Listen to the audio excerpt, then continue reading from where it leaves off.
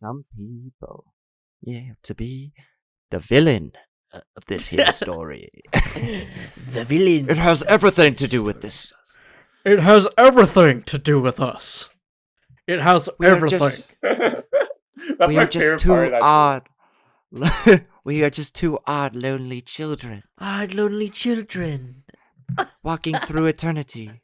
Walking through eternity. What is Tom Hanks doing in that movie? Silly. Oh my god. Then they play it so much. They play it for every movie. I can't take it That means anymore. it's gonna be successful. No, it's not. Right? No, Yes. because they played Yeah. Morbius in front of every movie. Yeah, but everybody knew Morbius was gonna be Morbid time. Mighty Morphin Morbid. Everybody knew that movie was gonna be ass because it got moved like 4 times. So did And then- Elvis. No, it didn't. Elvis only got 1 release. And that's it. I don't know. I hope Morbius is an Elvis. Anyways, welcome back to Stacked Episode 2. Episode 2. Wow. Yep. No, 2 plus 80, I should say. Episode 82. Yeah. The official podcast of movies. We've been officially licensed by the person who invented the term movie. And yeah, it's gonna be freaking sweet. I'm so happy that we are now officially for movies. Chris, are you okay? Yeah, I'm just making sure something, because like my levels seem like they're spiking even when you talk, but there's no sound coming out.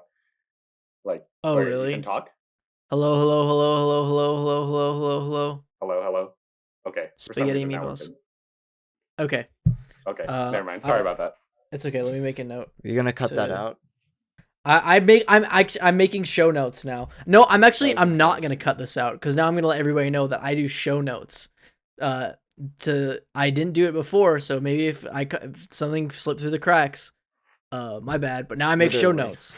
So now I'm We're actually 18 not gonna. episodes Now I'm away. actually not gonna write a show note because I'm gonna keep this in.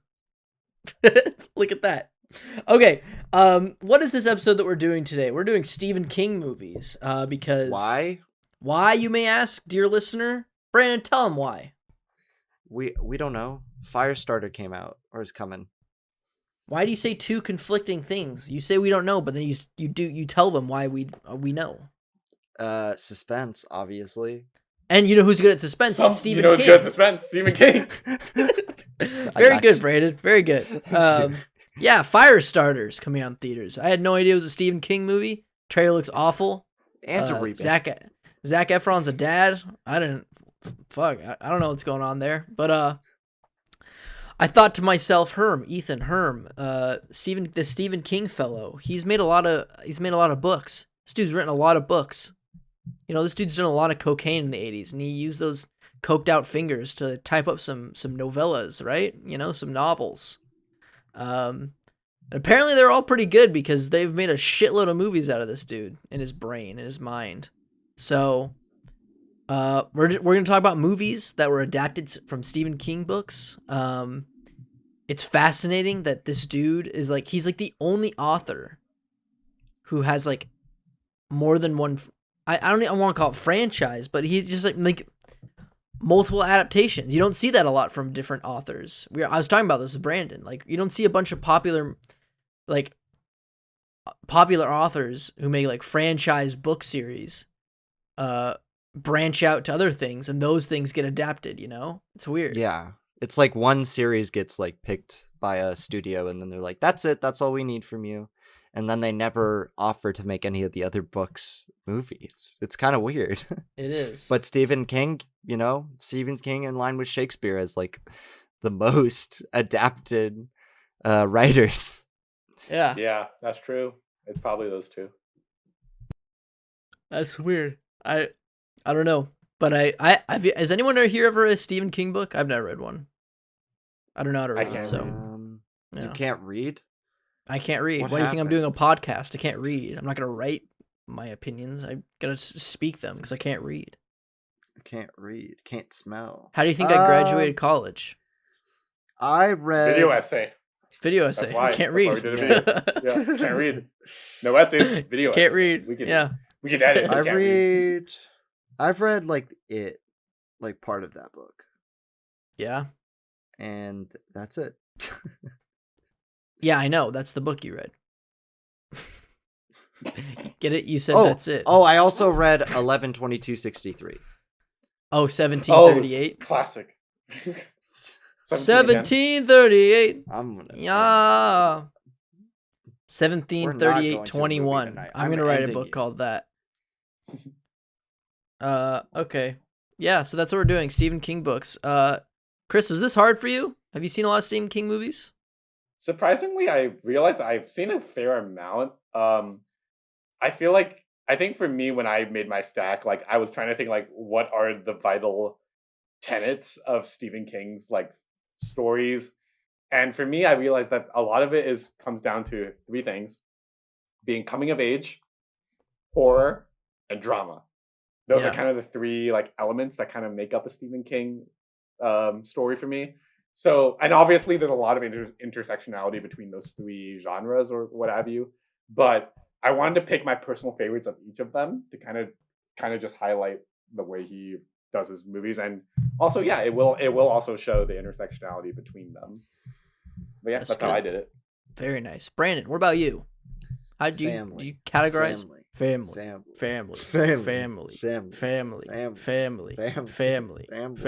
That's how I determined it. That's cool. No, I determined my Stephen King movies by my favorites.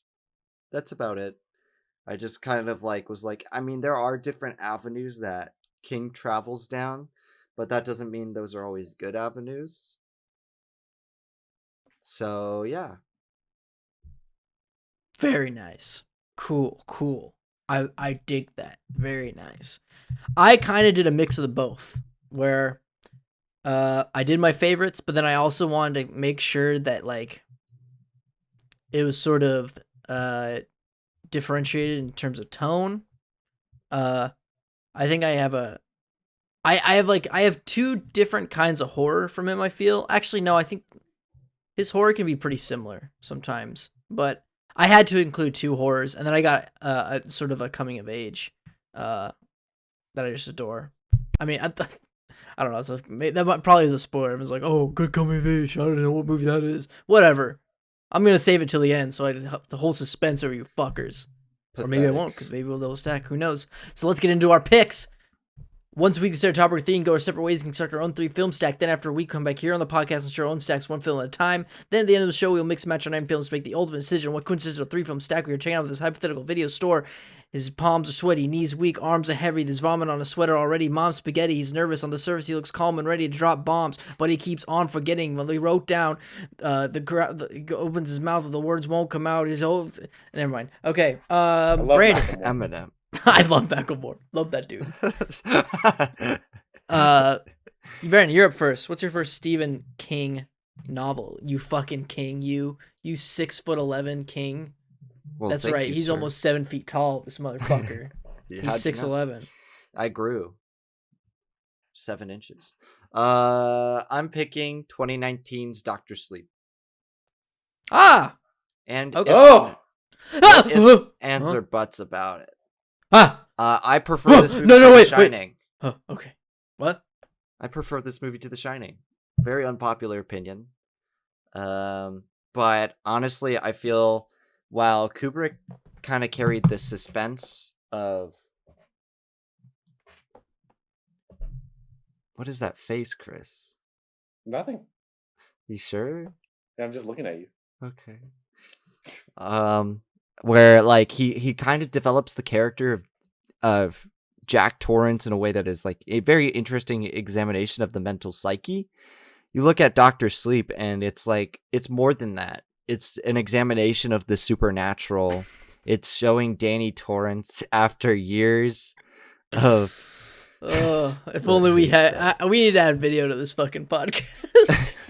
What is he doing that for? I don't understand. Imagine the scariest freaking smile you've ever seen in your life. That's like, oh my god. Chris, I've never seen you make this face before. It's kind of unnerving. It's unnerving. It's the big ass eyes and the glowing teeth. All right, continue. Dr. Sleep. I'm sorry, go ahead. It's an examination of Danny Torrance and his estate after being attacked by his father in the Shining movie. And I love that. It's a direct continuation of that movie, but without like super nostalgia heavy sequences. I mean, there's one.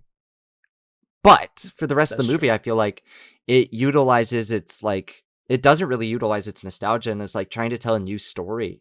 It feels like right in line with the original. And that's kind of weird. I love the child actress they got in this movie. She's great.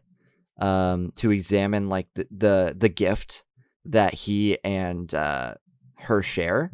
Rebecca Ferguson is a terrifying villain. After playing like pretty much a good guy in like her other work, like a good guy or anti-hero, but here she's like actually like a villain and she's scary. Jacob Tremblay provides like one of the scariest and most terrifying performances I've ever seen from a child actor. And not only that, I just think this movie is very cool. The way it delves into the mind and how that kind of like is it in itself like a more interesting way to devise a psychological thriller than a ghost movie like the original Shining. But that's just me. Doctor, give me the news. I got a bad case of Dr. Sleep. Lights, camera, axe. No, we can't mention him. I said axe him. Okay, good. We can't mention. He'll cancel our podcast. The J-Man. He'll block us on Twitter. Dr. Sleep. Dr. Sleep. Whenever something it's doctor, I can't think of I can't but think of that dude. Dr. Sleep. It was a big surprise for me, if I'm gonna be honest. Like, I remember the trailers and stuff. I'm like, it really just seemed they're just banking on the nostalgia of The Shining, you know, like.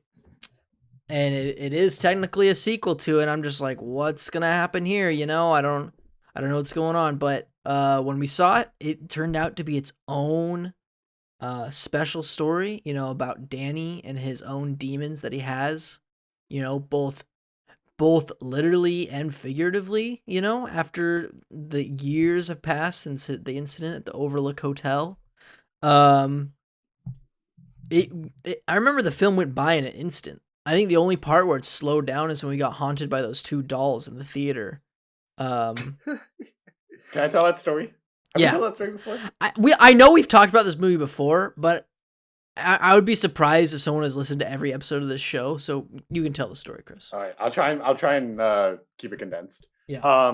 So for anyone who doesn't know, when we saw Dr. Sleep together, a couple seats down from us in the same row as us, there was this one kid sitting there watching the movie, you know, just normal person just doing his thing, and we were like, okay, cool. And then midway through the movie, and keep in mind, our friend Joey was with us. It was the four of us, and we at one point I look over, and the kid straight up has two of the little girl like dolls in the cup holders like surrounding his seat, and they're just sitting there watching the movie with him.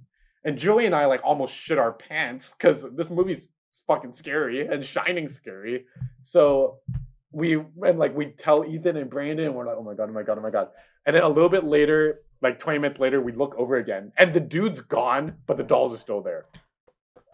Okay, and he was gone for like a third of the movie. Yeah. Yeah.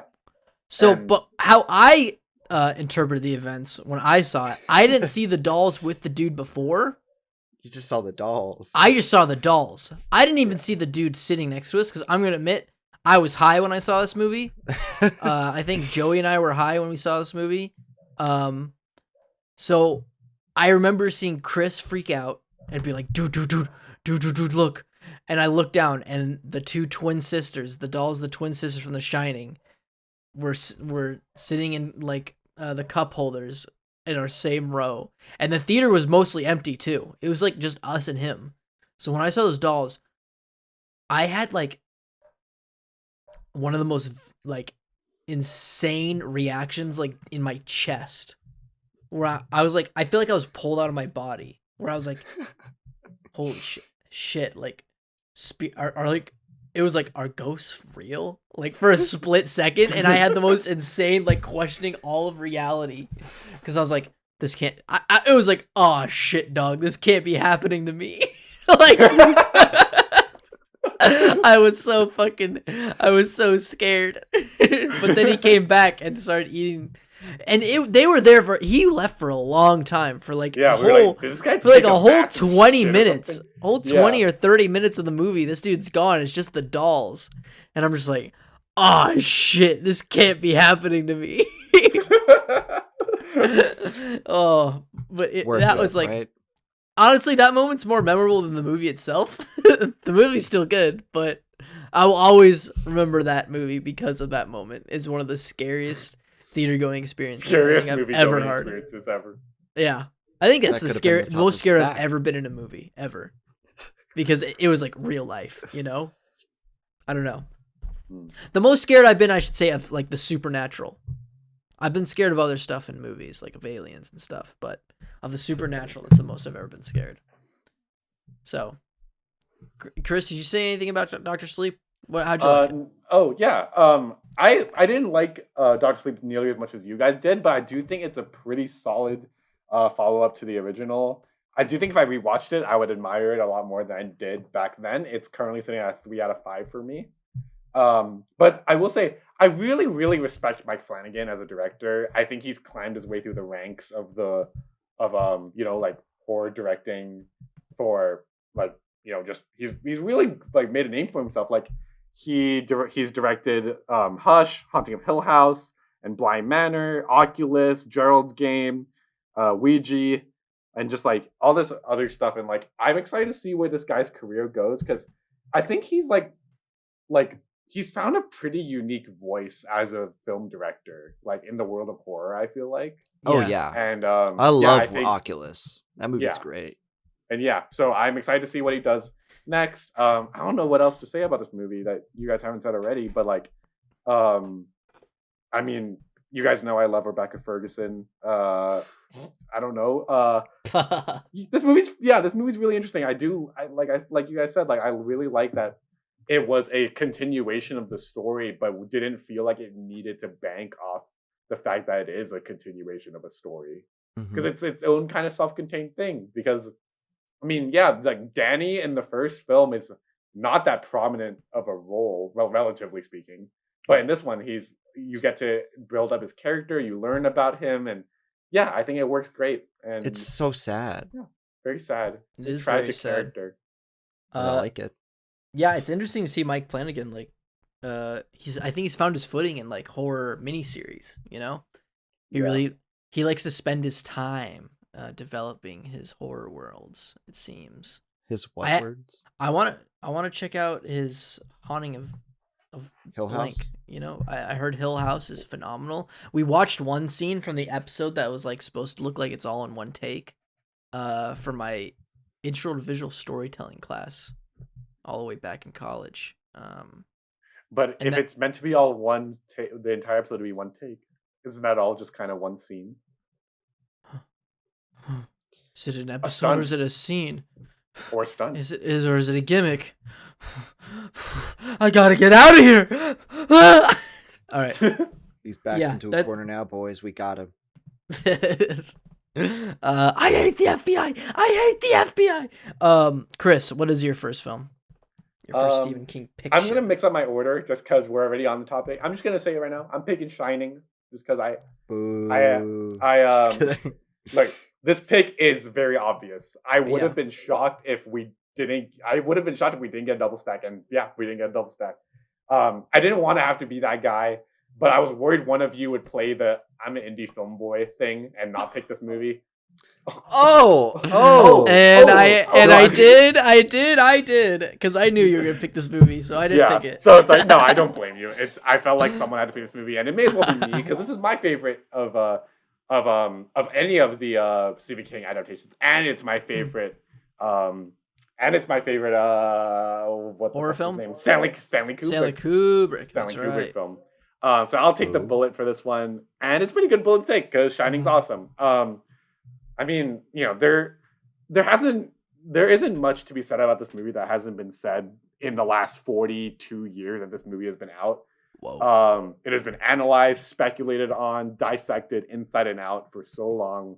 And to this day, even, it's still one of the most elusive pieces of film I've seen in terms of the horror world. Trying to interpret this movie is a very ambitious task, considering how eerily mysterious it all is. That doesn't mean that this film is incoherent. It's actually a wildly simple movie to follow, but the way it navigates like psychopathy, abuse, and the supernatural really does leave a very distinct impression. The symbolism in this film and the blurred lines between what's real and what isn't is really strong. We could sit here for hours and talk about any Stanley Kubrick movie, let alone The Shining. But one thing I will highlight about this film is I think it is criminally overlooked. Is Shelley Duvall's performance as Wendy? I mean, obviously, everybody talks about Jack Nicholson's performance, which is amazing. But Shelley Duvall's performance, being such an authentic portrayal of pure fear and terror, is unbelievable. The look in her eye, like she's one of the few people that can really act with their eyes, and it is phenomenal what she does in this movie. There's also the elephant in the room with this conversation about the way in which Kubrick handled directing her. Because I feel like if anyone who here doesn't know, or anyone listening, he put Duvall through a lot of emotional and mental abuse throughout shooting, so that she would maintain her very disheveled performance. But it got to a point where it left a very, very significant scar on her mental well-being, which is obviously something that I cannot condone. I don't think any of us would condone that, even as much as we admire her performance. And God, I hate it when great artists are terrible people. That's just something I want to acknowledge, since it unfortunately gets overshadowed a lot by Nicholson's performance. I mean, I don't know. Is there anything you guys want to say about Shining? This movie gets talked about so much. I don't want to spend too much time on it if we don't have to.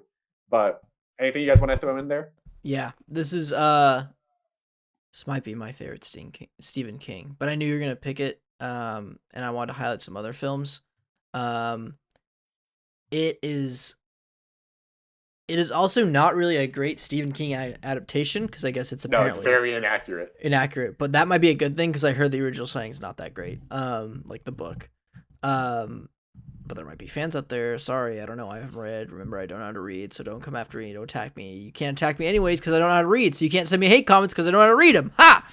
I can't. I'll read them and I'll broadcast them. No, don't read them out loud to me, please. I'll cry. There's gonna be why is this episode of me just gaslighting people that I don't know how to read? I don't know. That's it. Watch like a future employer be like, oh, he has a podcast called Stacked, and it's just me just saying, I don't know how to read. And like, oh, we're not gonna hire him. He doesn't know how to read. Anyways, I love The Shining. All the stuff he writes is. I don't know how to read. Anyways, I fucking love The Shining. I love this movie. I love how overanalyzed it is. I love that a work of art can do that to people. You know, I mean, that documentary that analyzes all the theories is not good at all. But it's still super cool that it exists, and then people have all these theories that they're able to pull apart this film like a pulled pork and take a look at it all, you know? I bet everyone's been really having their mouths water for that fucking analogy, pulled pork. I am just on it today. I'm sorry. I love this movie. Jack Nicholson, all time. I think it's his greatest performance ever. What? Why are you winking and pretending to slap me? Is that what? Oh, Chris looks scared. All stacked work and no play makes Ethan a dull boy. I love this movie. Brandon, you think it's mid? Why? I don't think it's mid. I think it's very. You think it's mid? You think it's garbage? Why? I think the reputation. The reputation makes me want to say it's mid, but it's not. It's a really well made, simple, stuck in a cabin, hotel, and snowed in kind of movie. and that's about it. Like that's all I get from it. Like the ghost stuff is like, okay, that's okay if you like it. I don't really No, care about theorizing about this movie. I will say, like, even as someone who really does like this movie, like, I do understand that kind of like aversion to this movie, considering it's like its kind of giant reputation and like Yeah. it's left. I have the same feelings about this. Where I haven't, well, not the exact same, but like similar feelings about this. But for me, it's with Godfather, because for me, it's like one of those movies that gets touted around a lot. But in a weird way, I want to hate this movie because of that. But I don't feel that way way about Citizen Kane, because I really like Citizen Kane.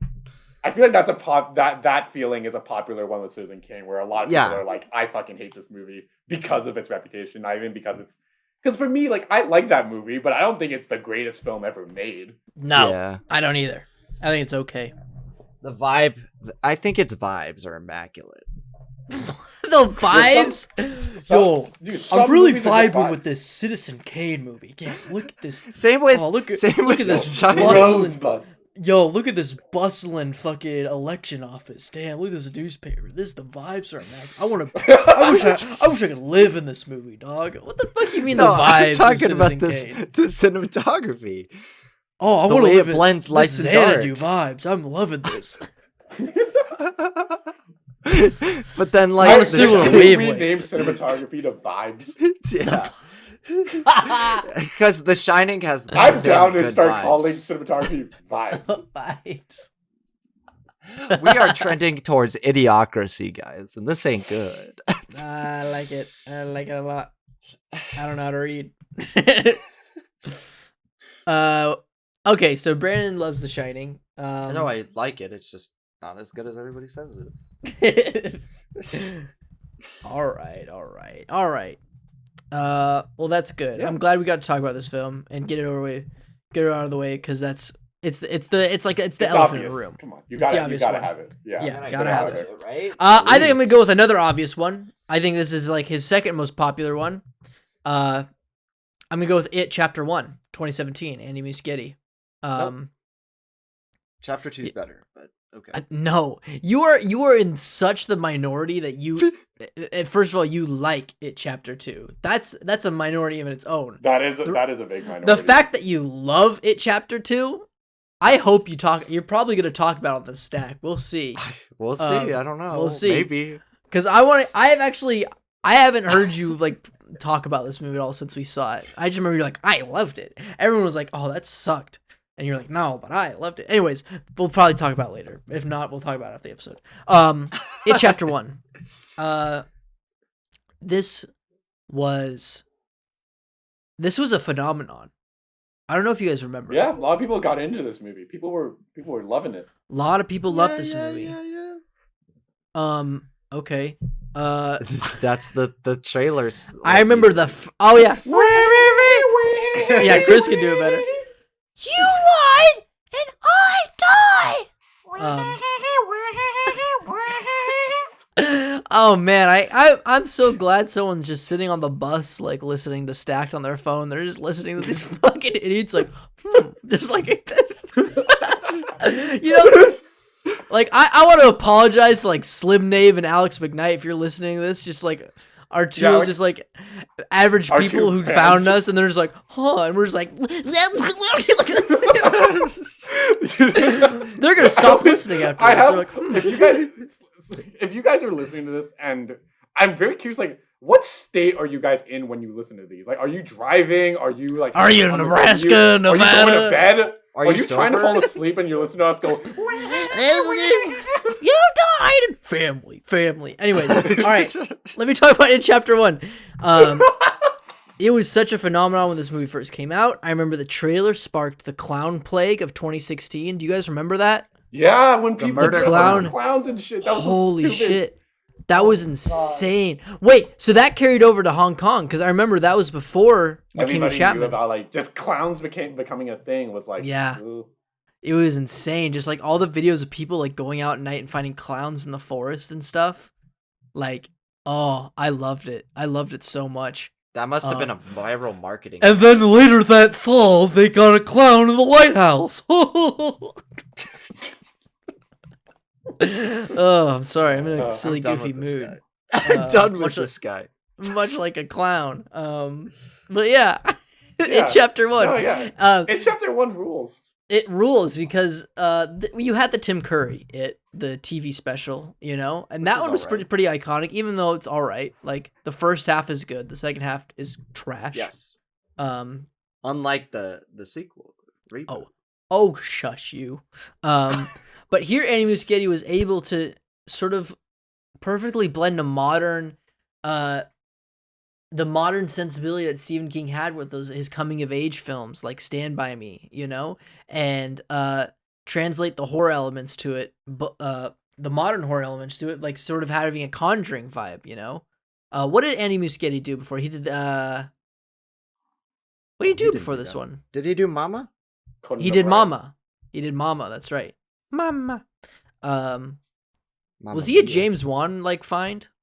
I feel like he was. He's part of James Wan's production company. I don't know. He's a Warner Brothers boy, so I just assumed. Anyways, he knocked it out of the park with this film. The Skarsgård boy, forgot which one. Which one was it? Which one played Pennywise? Peter? No, not Peter. No. Bill. Alexander. Bill. Bill. That's Bill. Yeah. Bill Skarsgård. Yeah. Not Alexander. Yeah. Bill. The Skarsgård brothers kind of evolve like Pokemon. There's Bill that evolves into Alexander, and then Peter's like the older one, and then Stellan's like the grandfather. the grandfather, you know. All great actors though. Yeah. They're all great. What a Skarsgård talented amazing. What family. What does their mom the do? Baldwins. What is their mom do? I bet that mom's fucking embarrassed. What does she do, huh? You bring nothing to this family. Stellan's at least Mamma Mia and Dune. I want to look up right now. What does Stellan Skarsgård's wife do? While you're doing that, I'll talk a little bit about. Oh, she died in 2007. Sorry. Oh, my condolences. Oh, God. The vibes are not immaculate. The vibes are not there. The cinematography is not here. Bad cine. The cinematography is not I here. just wanted to say I apologize to the Skarsgård family, and I don't know how to read. So, anyways, It Chapter 1, very good movie. What do you guys think? I really like this movie. I remember being really enthralled by like its like 1980s kind of riff on things, and just like kind of like I liked how the way it approached the story. Of course, yes, Pennywise is a major part of it, and like the mystery of all that, the horror of all that. But you see kind of each kid go through and like what their domestic home life is like, and you see like the issues that they have and why they work so good as a unit, because they help to comfort each other and find they find their childlike innocence when they're together. Well, we might get into Chapter 2 as a conversation point later, but I just want to say I don't think In Chapter 2 is a bad movie. I do think it does a good job of kind of honing into the themes of each member of the Losers Club, which I think is the major backbone of this series is the kids and how they grow and whatnot. But I'll get to that later if that comes up. We'll see. Yeah, it's great. I think it's really fun. It's really endearing, very scary, but also very, very, very fun. There's a scene where Pennywise comes out of a refrigerator in this movie, and when he's twisting his way out and that music ramps up and everything, and it's just like the kid's got his broken arm and shit. It's just like, oh, this is fantastic. I love it. Brandon, It Chapter 1. Pretty good movie. Not as good as the second one. I'm gonna use this time to defend the second one because spoiler alert, we're not talking about it. I got two better movies to talk about. But It Chapter 2 is fantastic because it may be a repetitive movie. I don't disagree with that criticism at all, but sometimes the best thing is the best thing about horror is they're throwing it is repetitive, and that's terrifying because it's constantly being thrown at these characters, and not only do they have to relive their trauma, but they have to deal with the grief of the loss of loved ones. They have to deal with their own childhood trauma that's built in. And I think it is such a a raise in quality from the miniseries is part 2, because the miniseries part 2 is like kind of lame. The first part is almost like stands on its own, whereas this one is like, yeah, it's pretty good, I guess. Like, but yeah, part 1 very good. I think part 1 is definitely scarier than part 2. I think there were moments in part 2 that were ruined by a certain film goer in the audience. Whereas Should part we tell 1, that story? Ethan, you're muted. My one big outburst. Ethan, you're muted. Oh my god. That's so I muted myself a while ago because I wanted to chug water. I've been participating in this conversation the whole time. That's why I've been ignoring you. I was like, why is he ignoring me? Because I can't hear you. Why? What is it with Stephen King movies and us just having insane theatrical experiences? Chris, tell the story. Okay. This is the most embarrassed I've ever been in a movie. Chris, tell the story. All right. So, first of all, let me just say, like, usually I am very good at keeping my mouth shut. I am very, very non-confrontational usually. But there were these, I think 3 or 4 people in the front row throughout the movie were like, okay, I remember during the trailers, you know, they got their phones out, they're having a good time. You know, everyone's having a good time, and it's like, okay, you know, watching trailers, having a good time. Like it's opening weekend of It Chapter 2, like whatever. It's a horror movie, and then a horror movie. So it's like, okay, this is exciting, and we're in a big theater too. You know, our friends are all together. It's a good time. But throughout the movie, they would like sporadically like be on their phones, which usually I'm like, oh, that's kind of annoying, especially since they're in the front row, everyone can see it. And that bright light is like at maximum. They at some points they are literally taking phone calls in the middle of the movie. At one point, when Pennywise first appears in the dark, they literally take a photo with flash on. And keep in mind, this is a scene right before a little girl dies in this movie. Yeah. And you know, they're taking selfies, they're talking loud and everything. Eventually, Chris and my friend Justin. And our friend Justin. Justin goes first. Justin yells, "Get off your phone," in the middle of the theater. Yeah. Which, you know, it's like, whoa. But I don't know what it was, guys. Like, I still sometimes look back at this with a good bit of shame, because I really do pride myself on being kind of a mellow person, you know? Mm-hmm. But dude, I don't know. It just really hit me that day, because I was so angry at the fact that, like, how could you disrespect like over 150 people in the theater with you? Yeah. People who took time out of their night to come here, have a good time with their friends and family and their loved ones, and enjoy a movie. Like, I don't know. That just felt so selfish to me, and so like, just like awful. And like, I don't know what it was. I just came over me and I screamed in the theater, "Get off your fucking phone," as loud as I could. And keep in mind, very few people here, especially in the States here, because you guys only know me for like 5 years, going on 6, like very few of you have ever seen me lose my cool. Yeah. And even in life, very few people have seen me lose my cool. And that was probably the biggest time I've ever lost my cool while here. Chris, I'm proud of you for doing that. I think it needed to be done. I think people like that need to be taught a lesson. But in the moment, I sunk to the bottom of my chair, and I was like, it was like, I've never seen this side of Chris before in my life, you know? And I was like, oh my God. And then everybody around us was either like, who fucking said that? And like, or was like laughing or giggling. And I was like, I was just vibing with the movie, you know, honestly. You're like, oh, the vibes? Oh, hey. Oh, hey, I could get used to this. More fights in my horror movie. Hey, it's just like Citizen Kane, huh? Hey, I could get used to this. Anyway, that's the It Chapter 2 screen story. Yeah, what the fuck is it with Steven? We should go see Firestarter. Okay. We could. But it looks awful, but hey, I'm always down to watch a movie, so why not? Yeah. Let's do it. And let's pull out our phones during the movie too. That should be a good idea. Sit in the front row. What if it was us from the future? travel back to the What? past. Oh, what if it was? We cock our heads back and it's us with like beards and eye patches, like post time skip versions of post apocalyptic. Like, get off your phone! Ah! And then we had some But good tussle in coming the of theater. age horror movie. Good mix, you know? You don't really Yeah. see that often. That's true. All right. Oh my fucking god. All right. We have gone so long. This episode's gonna be our long. We're already 40 minutes in. We just got through the first round. Yeah, Jesus Christ. The All right. vibes are Should we immaculate. try and Right? speed run the next round? Let's speed run this next round. Brandon, what is your second pick?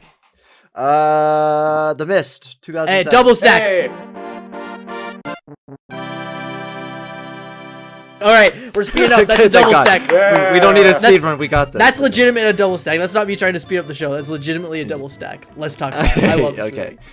movie. This is probably one of the most underrated Stephen King films, and I don't know why. Because Yeah. a lot of people, they look at this movie, and maybe it's just Frank Darabout's direction.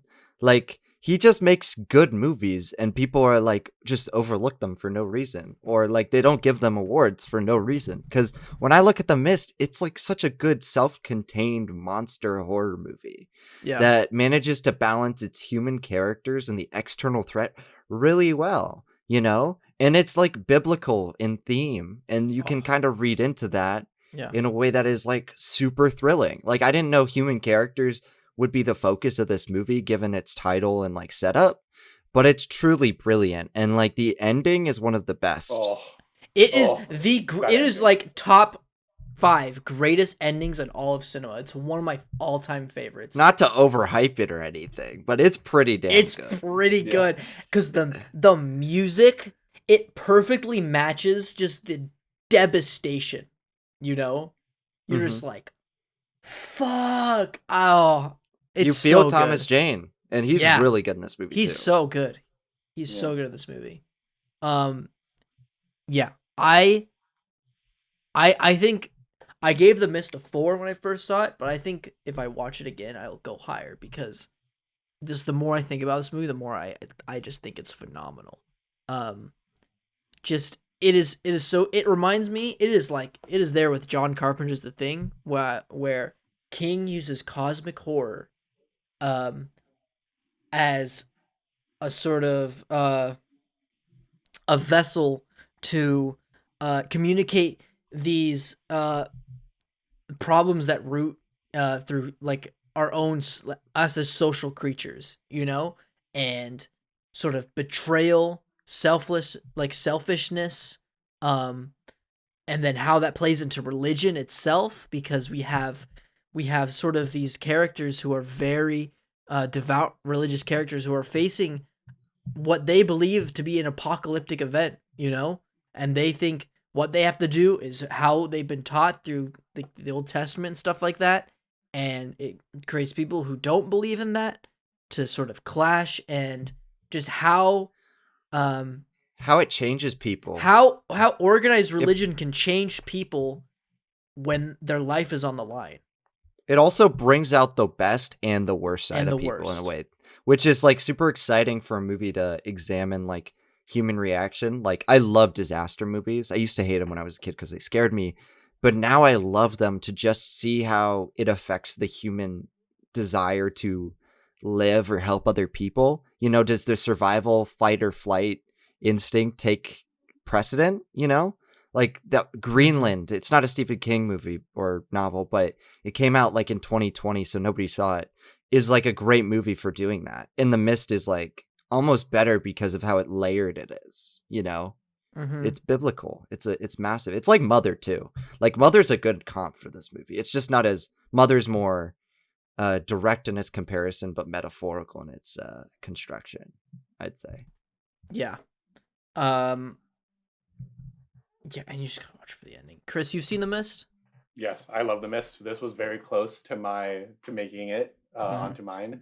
Yeah, I mean, you guys have nailed it on the head. Like, I think the one thing I'll say is like, Ethan, like you talked about how this movie has that cosmic horror element, which I do think Lovecraftian horror Yeah. is especially hard to do in the medium of film, because I think so much of the effect of Lovecraftian horror comes from The unexplainable. the unknowable mystery. And of course, film is a visual medium. But the way that they handle that is through, a mist, a giant mist that you can't comprehend what's on the other end of it. Mm-hmm. And I think Lovecraftian horror is an incredibly effective mode to convey like the sublime feeling and everything like that. It's a great existential way to go about things, which anyone who knows the show knows that we like existentialism here. Yes. And yeah, not much else to say about The Mist. It's great. Frank Darabont kills it with this one. His cast, if you like Walking Dead, check out this movie. You'll see a lot of familiar faces. That's true. Yeah, great. I like it.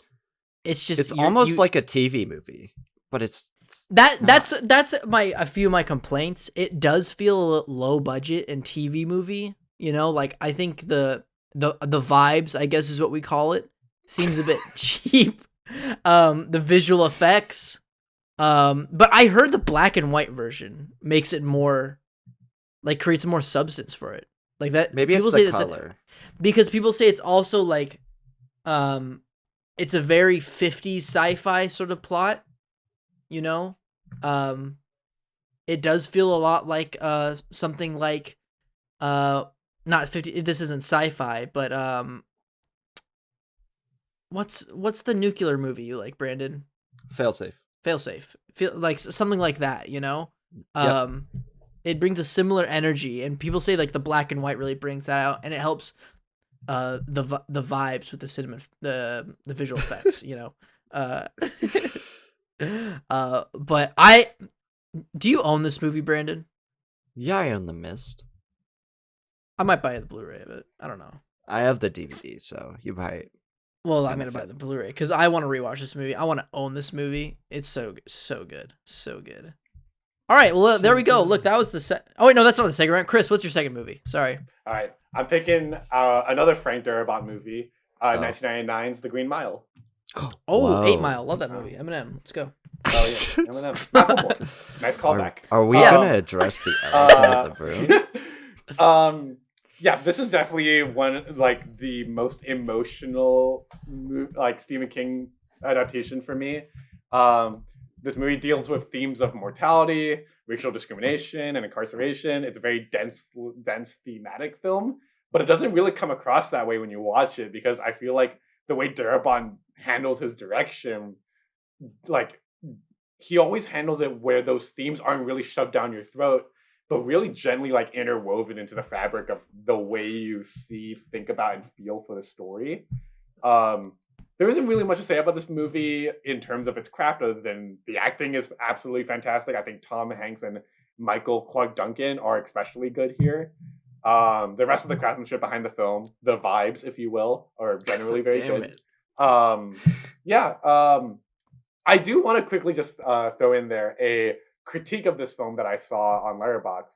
I found a Letterboxd review earlier this afternoon that criticized this movie in much the same way many would criticize The Help, in the sense of its white savior narrative and the patronizing approach towards people of color.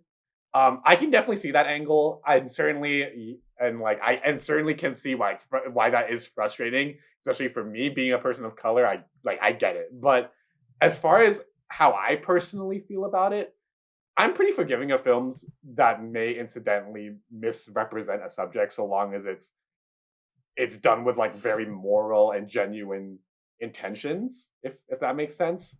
There's a whole conversation to get into about that, but I'll leave that out because that's a whole other can of worms to open.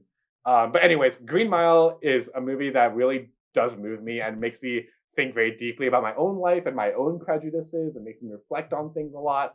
I do like this movie. I think, Brandon, you've seen this. Ethan, have you? I have not seen this. It's one of my biggest Stephen King blind spots. So, Brandon, have you seen it? Yeah, I have. Sam Rockwell's really good in it.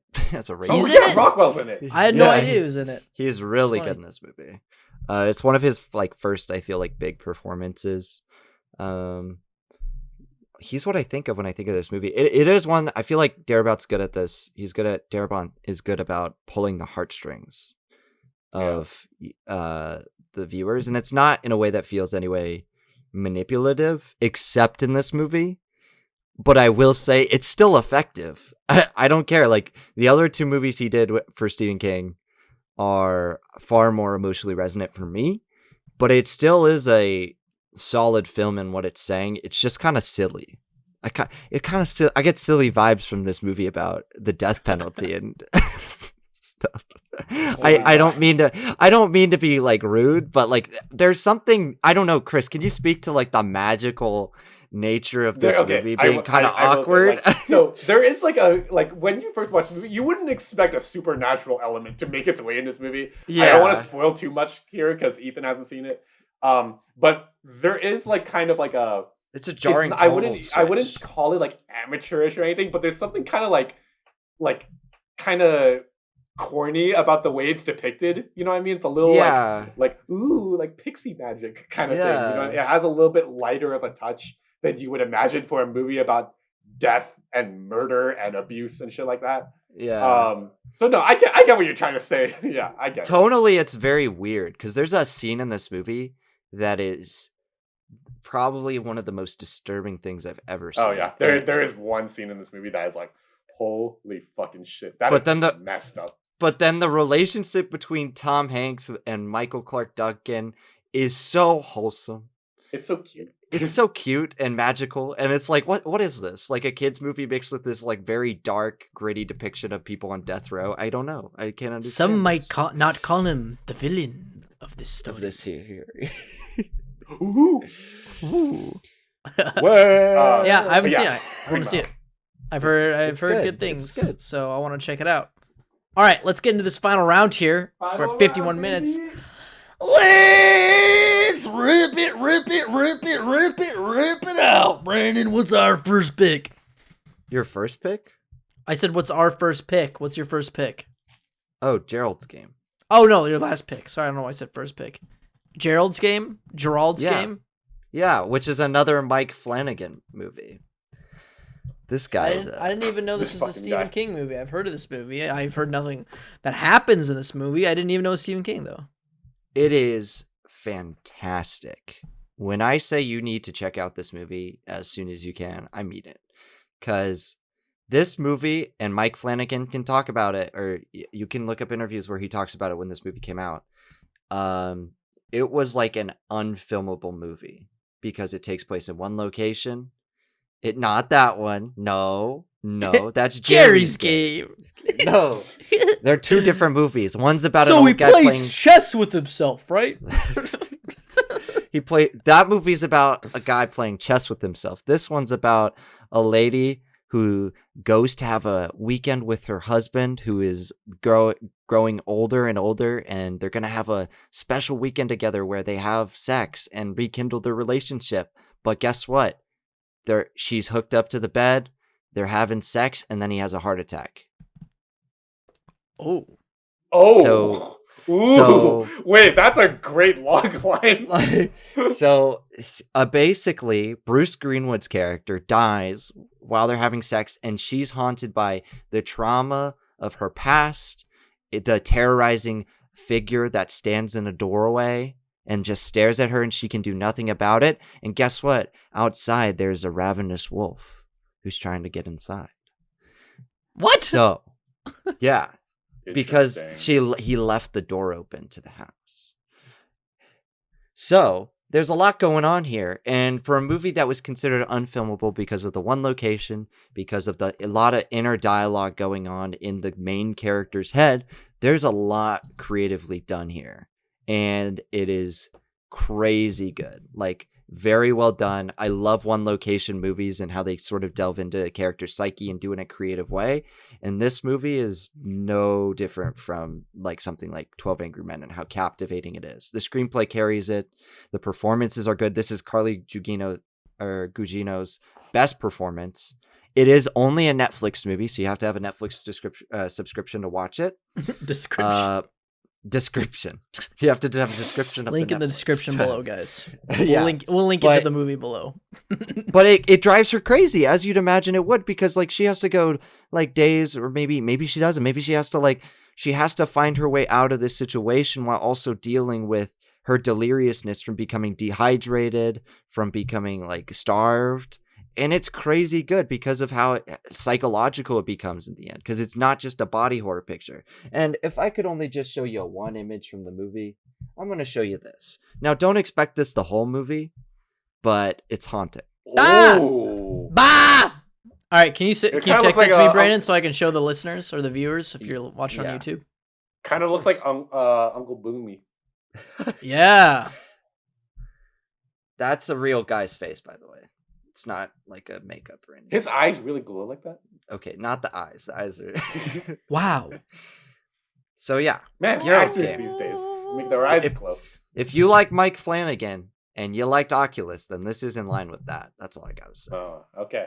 I gotta check that out because I really like Oculus. So yeah, I remember watching that movie as a kid, and that I almost shit a brick at the end of that movie. I saw it in theaters. Bro, I was on saw a it in my date. friend's living room, and we were all screaming. It was Well, great. I played the rhythm night on the Oculus Rift. Does that count? Nobody cares about Sorry. you. Sorry, Dude. no, that's Oh, true. damn. I can't read. Oh, Yeah, That's that awesome. that's haunting. Absolutely haunting, bruv. Of Hill House. The Haunting of Hill House. Ah, the villain. Okay. Very nice pick, Brandon. Very interesting, scary, spooky. Chris, what's your last film, huh? Okay. I'm actually gonna end with the first film that ever made me aware of Stephen King as an existence. Carrie. Brian De Palma's Carrie. Brian De Palma's Carrie. I knew that was coming It's up. okay. Let's talk Yeah. about it. Okay, I saw your guys' reviews, and I agree. I gave this movie a 3.5. I will get into why in a bit, but first of all, I remember prior to seeing this film as a kid, the image of Carrie in her prom dress covered in blood.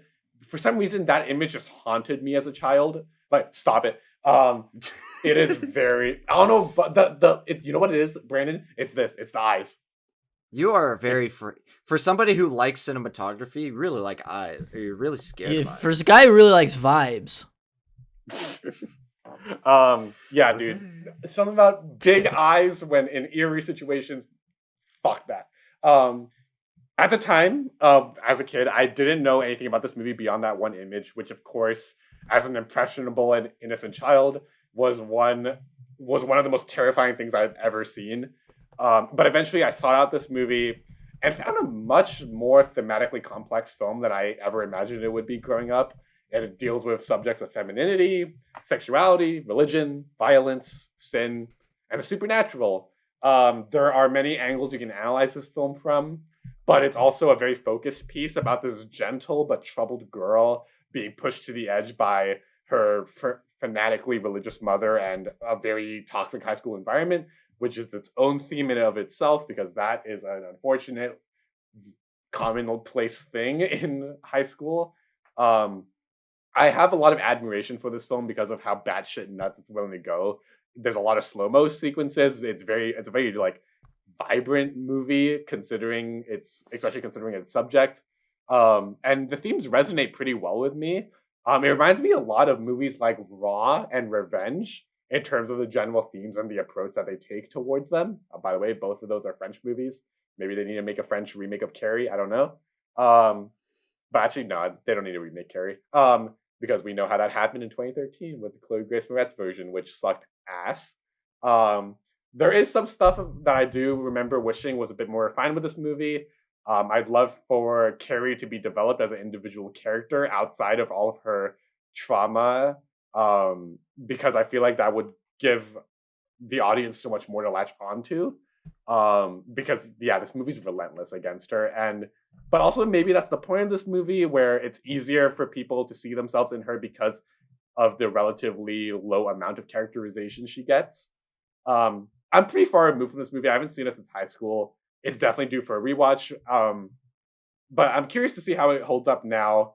But I felt like I was going to be doing a disservice to myself and to Stephen King if I didn't at least acknowledge this film. Mm-hmm. That has fallen under the radars like over the years. Like, I don't think anybody really talks about Carrie anymore. Especially with the remake being as that fucking prevalent remake, as man. it is. Anyway, you guys got anything you want to throw in there about Carrie? It's okay. Yeah, it's good. I think it does Yeah. a very good job of taking a snapshot of like toxic high school culture back in the day. You know, I think Stephen King once again does a very good job blending a different kind of coming of age and horror. You know, it's different from it, but it's still a very good sort of conjunction of the two. You know, Yeah. One thing that I gotta say is Sissy Spacek's performance in this film is incredible. I think she's able to subdue all of this abuse in her, and then just to finally let it all out at the end with like just like that stare that she has, that just insane, scary, and like hateful stare. But yeah, I feel like I don't get enough from this film when I watch it, you know. But yeah, Brand, what do you think? I'm just not a big De Palma guy from the 2 De Palmas I've seen.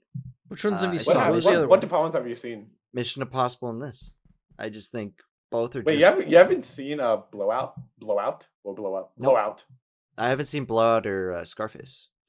I haven't seen Scarface. Scarface either. Scarface.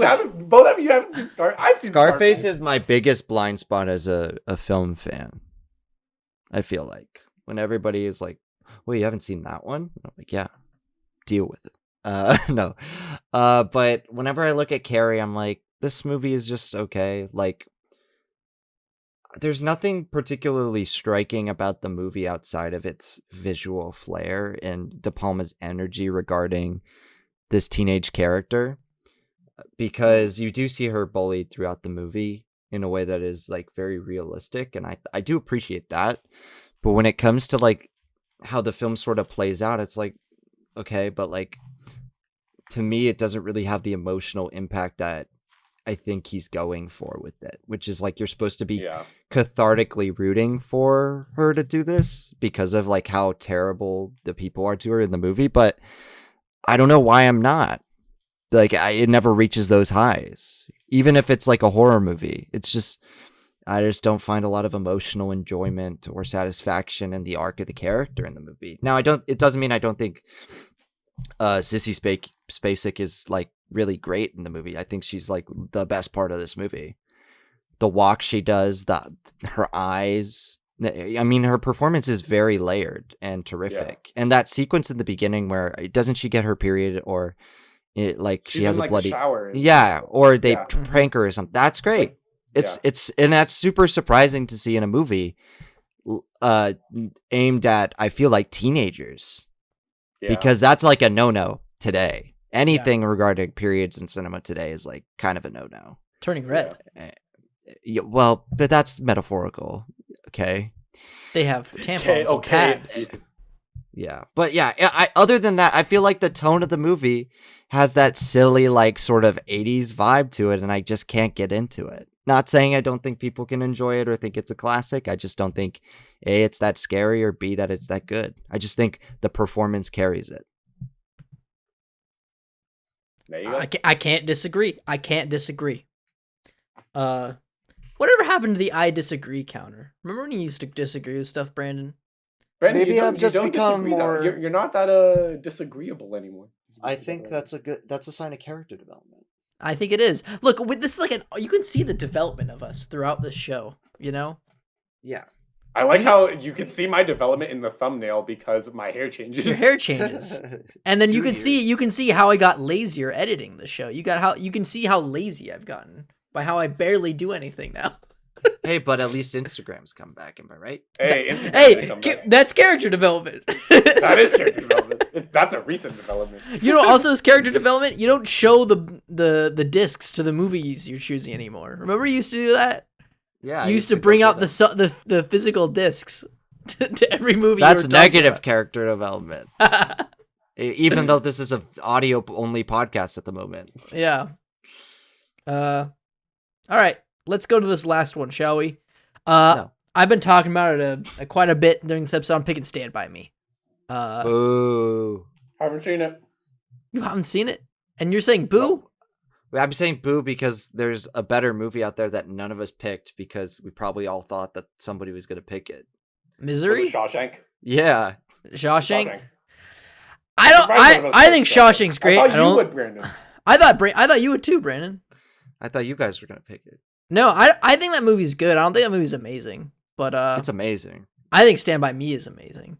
It's all right. It's good. And it's one of those films that like everything clicks together at the very end.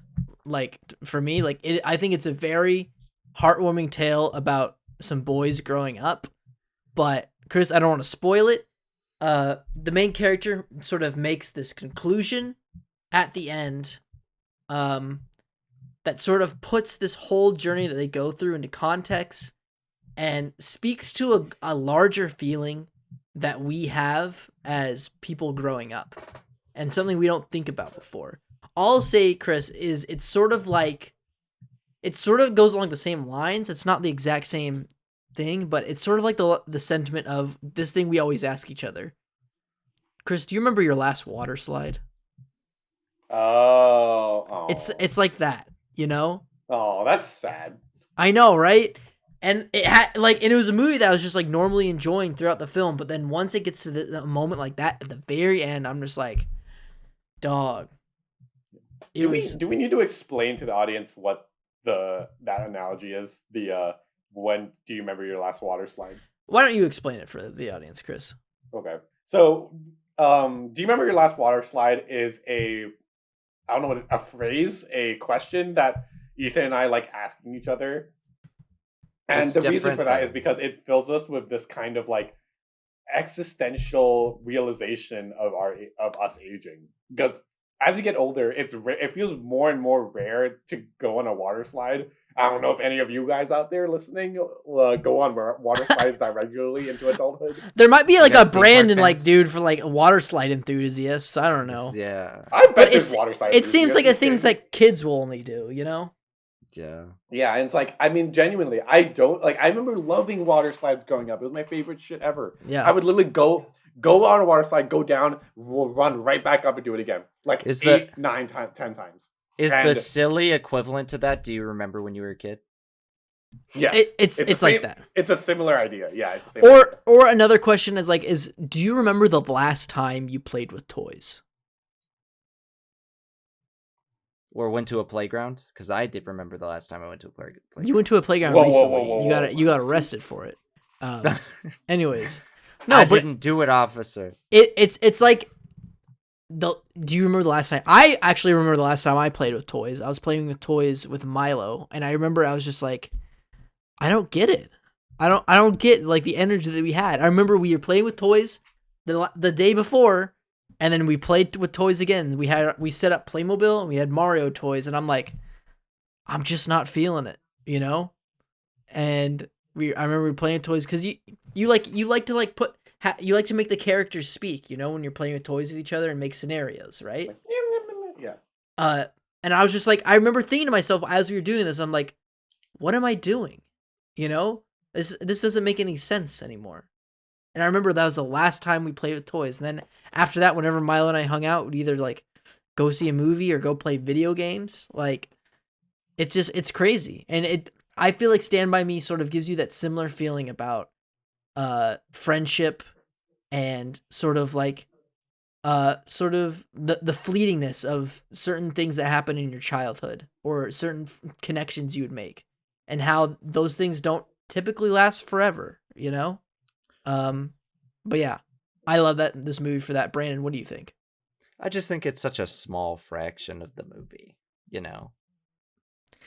It's at the very end, but I think it puts into perspective the whole film. I'm not saying it doesn't do that. I'm just saying, like, it doesn't make me reevaluate the whole movie when I watch it. I just don't get that. But I do get that nostalgic feeling. I think it's a very good coming of age movie about just boys on an adventure. You know that book when we were growing up? I don't know if you guys know it. Chris, especially, I don't know if you do, because I don't know if it was published overseas. Probably, but who knows? It was called The Dangerous Book for Boys. Yes. Do you guys know that book? It kind of it looked like it was all fucked up and like beaten up. But it was like a leather bound like text, like it was some sort of like Bible. And it was filled with all these like activities that you could do outdoors and things you could make or things you could play with or like stuff that boys would do. There's one for girls, but I forget what it's called. And I remember reading it all the time as a kid, and it kind of is like that Boy Scout type vibe. And maybe setting this movie is just about that. It's like boys exploring the world and having a summer where they are like discovering a lot more things than just what they discover, you know? And it's a very surprisingly existentialist piece given its subject matter. Right. And Kiefer Sutherland in this movie is also really good as the bully. Kiefer Sutherland. Yeah. They Prefer mentioned him in it, American Vandal. though. That's how I knew that guy existed. Yeah. No, I think it is a better coming of age tale personally, but that's just me. It Chapter 2. Yeah, Anyway. because that deals more with trauma, and that they don't really have that in this movie. Less, far less. Iblis. But yeah, we'll see. We'll see.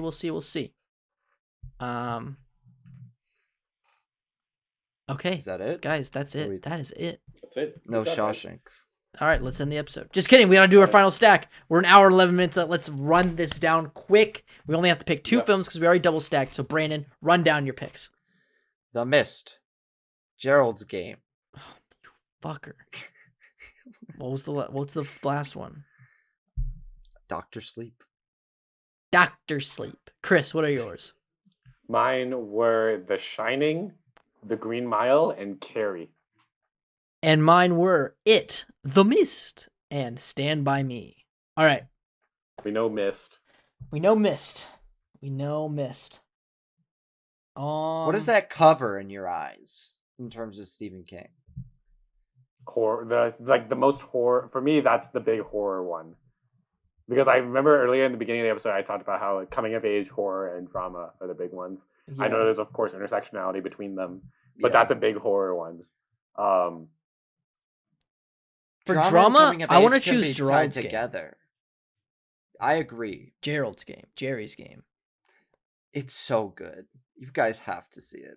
Sounds... If they had a physical release of this movie, I would buy it immediately. Yeah.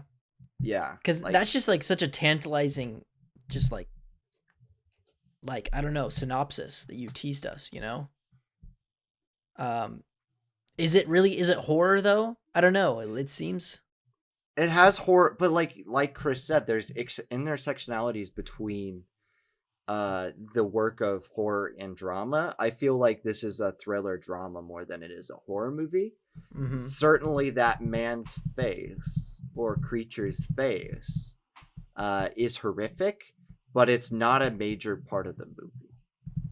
So I think it's more having to do with the drama regarding the character's backstory, her marriage to this man, and her trying to get out of it, which is like very thriller-esque versus horror. There are moments of horror, but it's not the driving force of the movie.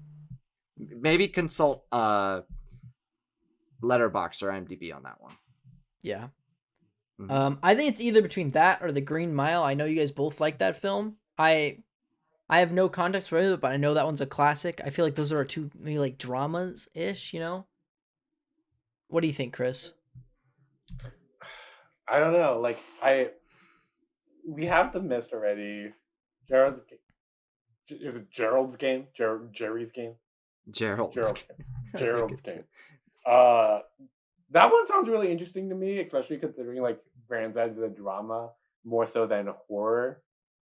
What if we did The Mist, Gerald's Game, and so that covers horror, mostly horror, and then mostly drama, and then we need a coming of age. So either Stand By Me, It, or Carrie. Well, I would pick one of mine, but Carrie's kind of Carrie is kind of coming of age. I am leaning.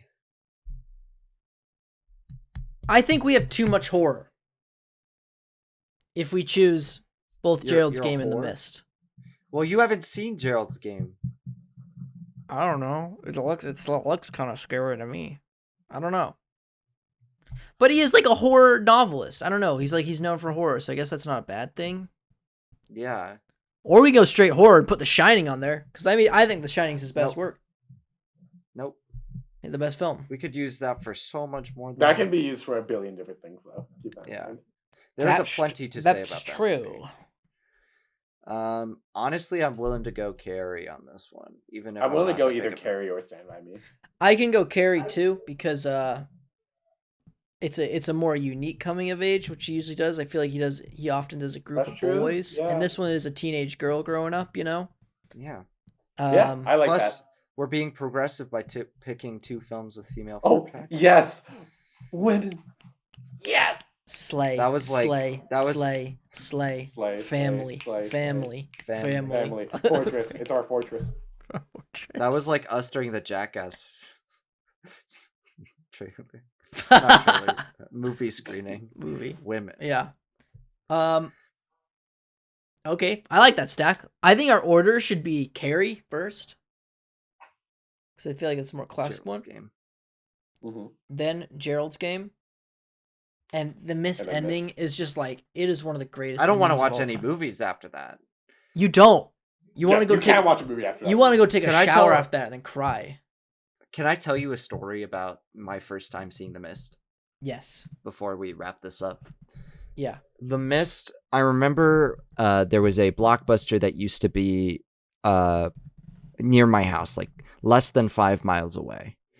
And my parents used to take me there all the time as a kid. And I remember we got Netflix, so we stopped going to Blockbuster in like 2006 or something like that. And that Blockbuster was forever in my memory. But when I got to the age where I could like actually go out of the house, rent or buy movies, the Blockbuster was long gone. It had been like gone for like 5 years, you know. Mm-hmm. And then in 2016 or 2017, maybe 2018, not even. No, 2016 or 2015. They opened a new video store there called the House of Used. And I remember going there their opening night because my friends and I were like, let's go somewhere. And we found this movie store open. And I remember walking the halls and they were like it had the smell of the Blockbuster still and everything. And I remember my friend, and he was like recommending me movies. He's like, you haven't seen Mission Impossible Ghost Protocol? I'm like, yeah, I haven't even seen a single Mission Impossible movie. And we went over to his house and we watched the Mission Impossible movie that we bought at the store. But not only did we buy that, we bought The Mist. Mm-hmm. And I remember we would do these movie marathons, and finally we did a marathon of all these different movies, and The Mist was our capper. And I remember it was like 2 or 3 in the morning. Back, when we could pull all-nighters as kids. Now it's a little more difficult.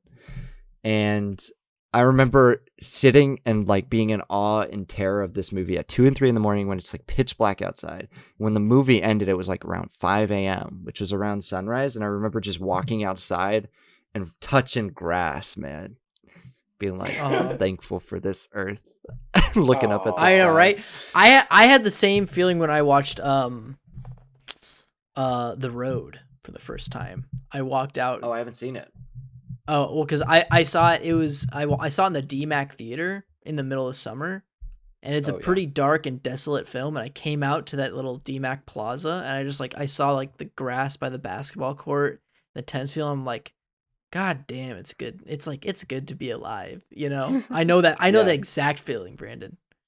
That's good. I have that. I get that. I got that feeling when I walked out of Worst Person in the World. Yeah, that's great. Yeah. Look at that. Look at us. Love guys. when movies can do that. It is. Even It's a truly horror special movie. thing. Yeah. But Showing you sometimes the worst and most desolate things of humanity, the most intimate, can really make you appreciate the world that we live in. It's great. Mhm. All right, let's run down this final stack, shall we? This is Stack's most quintessential Stephen King film adaptation.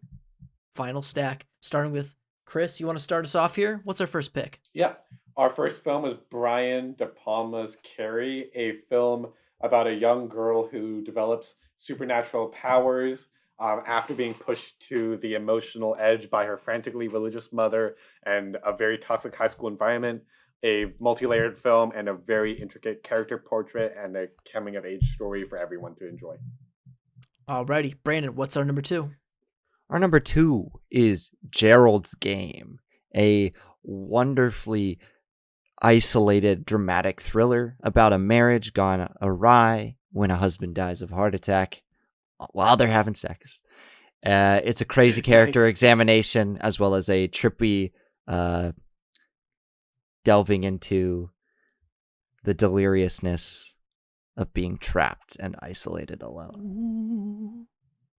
And our last film is Stephen King's The Mist, a film about when coming to terms with the undescribable, the end, what you think is the apocalypse, and how that brings out the best in humanity and the human spirit, and the worst by devotion, blame, sacrifice, and finding a way to save yourself in the darkest situations. It is a film about cosmic horror and just the mind-bending, how this horror represents the mind-bending, difficult situations you have to choose in times like these, and it is one of the greatest endings in film history. I'm putting a fucking pin on that right here now, live on the Stacked Podcast. That's right, I did that. We're doing it live. I did it. And that's our stack, everybody, ladies and gentlemen of all genders. Here we go. This is it. Thank you so much for joining us on this really fun episode of Stacked. I had a great time. I will say, yeah, you picking Carrie was an inspired choice considering it was the first Stephen King story to be adapted to cinema. and look at that. That is You're the welcome. first pick on our stack. So look at that. Way to go, Chris. I'd like to thank everybody for listening to this episode. Make sure to like, comment, subscribe. Tell us what your favorite Stephen King adaptations are in the comments. Email it to us. Tell us on Twitter, Facebook, Instagram. Come on, let's start a conversation. Let's do it. Come on. Tell us why it's Firestarter from 2022. Yeah, let us know how that movie is if you go see it. I don't know if I'm going to see it. We'll see it. We'll try to see it together, but I don't think I'm going to see it unless it's together. So, and that'll do it for this episode of